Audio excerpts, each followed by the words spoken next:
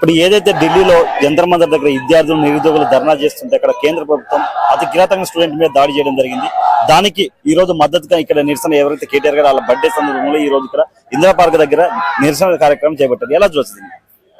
ఇప్పుడు ఇది వచ్చేసరికి మీకు ఎలా కనపడుతుందంటే భారత ప్రభుత్వము వ్యవస్థల్లో ఉన్నటువంటి లోపాలన్నీ కప్పిపుచ్చుకొని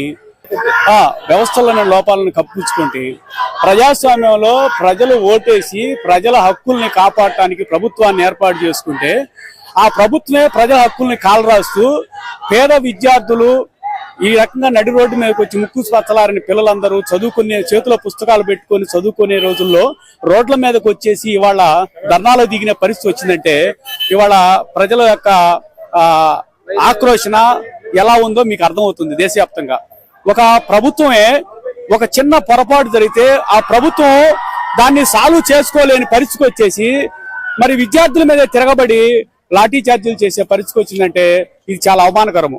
భారత రాజ్యాంగంలో ప్రతి పౌరుడికి పౌర హక్కులను కల్పించడం జరిగింది. భారత రాజ్యాంగం ప్రకారంగా ప్రభుత్వం ఏర్పడినట్టయితే ప్రజలకు ఏం కావాలి, ప్రజలకు ఎటువంటి పరిస్థితుల్లో రాజ్యాంగం ప్రభుత్వ పరంగా ఎటువంటి ఇబ్బంది జరిగితే రెక్టిఫై చేసి దాన్ని ఏ విధంగా న్యాయం చేయాల్సిన బాధ్యత కేంద్ర ప్రభుత్వానికి ఉంది.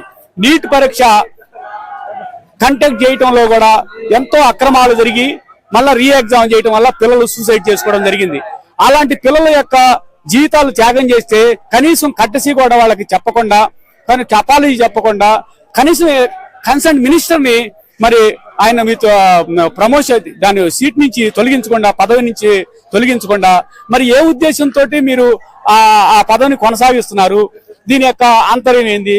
పార్టీ మీ ప్రభుత్వానికి ఏమైనా మచ్చ జరుగుతుందా, మీ ప్రభుత్వానికి ఏమైనా డ్యామేజ్ జరుగుతుందనే ఉద్దేశంతో మీరు కప్పుకున్న ప్రజలు యువత మొత్తం మీకు తిరగబడే అవకాశం ఉంది. ఇది స్టార్టింగ్ లోనే ఉంది. ఇది తీవ్ర ఉద్రిక్తతకు దారితీసే పరిస్థితులు కూడా ఉన్నాయి. ఏ విధంగా అంటే ప్రభుత్వాలు ప్రజల అణిచివేత గురి చేస్తే ప్రజలు కూడా మిత్తిమిచ్చి రెచ్చింపు ఉత్సాహంతో ప్రభుత్వాన్ని ప్రశ్నించే దారి తీస్తుంది. దీన్ని దృష్టిలో పెట్టుకుని ప్రభుత్వం ఎకనైనా సరే నీటి విద్యార్థులకి సరైన న్యాయం చేసి ఆ చనిపోయిన వాళ్ళకి ఎక్స్గ్రేస్ ఇవ్వాలి, అలాగే వాళ్ళకి ఉద్యోగం ఒకటి కల్పించాలి వాళ్ళ కుటుంబంలో. అదే విధంగా భవిష్యత్తులో కూడా ఇప్పుడు ఎన్సీఆర్ నీట్ క్వాలిఫై అనేది విధానం కూడా మార్చాలి. అదే విధంగా మీకు అన్ని ఎగ్జామ్స్ కూడా ఒక కమిటీ వేసి ఏ రూపంలో అయితే పెట్టాలి ఎగ్జామ్స్ దాని పరిగణలో తీసుకొని ఒక పార్లమెంటరీ కమిటీ వేసి దీని పిల్లలకు కూడా ఒక భరోసా కల్పించి చేయాల్సిన బాధ్యత నరేంద్ర మోడీ మీద ఉంది. ఏదైతే నీట్ పేపర్ లీకేజ్ అనేది ఇప్పటికీ 3 times ఎవరు ధర్మేంద్ర ప్రధాన్ ఎడ్యుకేషన్ మినిస్టర్ ఉన్నాక 3 times లీక్ అవడం జరిగింది. 2021, 2024, 2026 అయినా కానీ ఇప్పటివరకు మన దేశ ప్రధాని మోడీ గారు ఇంతవరకు అతను సస్పెండ్ చేయడం కానీ బర్తరఫ్ చేయడం కానీ ఏం చేయలేదు. ఏమండి, ఇప్పుడు ఇది ఒక ప్రభుత్వం ఒక మంత్రి పదవి అనే ఉద్దేశంతో వాళ్ళు ఉండొచ్చు, కానీ యావత్ 140 కోట్ల మంది యొక్క ప్రజల జీవితాలతో ముడిపడి ఉంది.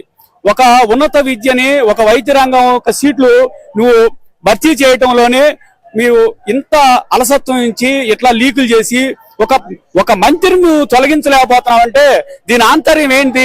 నీకు ఏమైనా ప్రాబ్లం అవుతుందా? నీ గవర్నమెంట్ కి ఏమన్నటువంటి మైనస్ మార్కులు పడిపోతాయి, నా గవర్నమెంట్ కి చెడు పేరు వస్తుందనే ఉద్దేశంతో ఉంటే మరి ఈ రకంగా నువ్వు కప్పిపుచ్చుకోవడానికి ప్రజల్ని కానీ విద్యార్థుల లాఠీలతోటి నువ్వు జవాబు చెప్తున్నావు.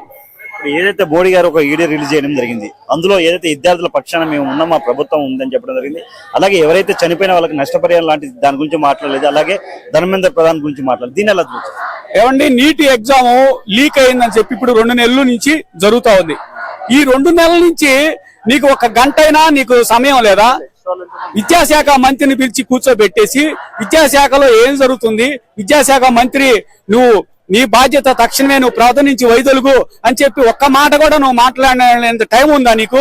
ఈ దేశానికి ప్రధాని నిన్ను భారతదేశమే కాకుండా ప్రపంచంలో నరేంద్ర మోడీ అంటే ఒక ఐడెంటిఫికేషన్ తీసుకొచ్చావు ఒకప్పుడు.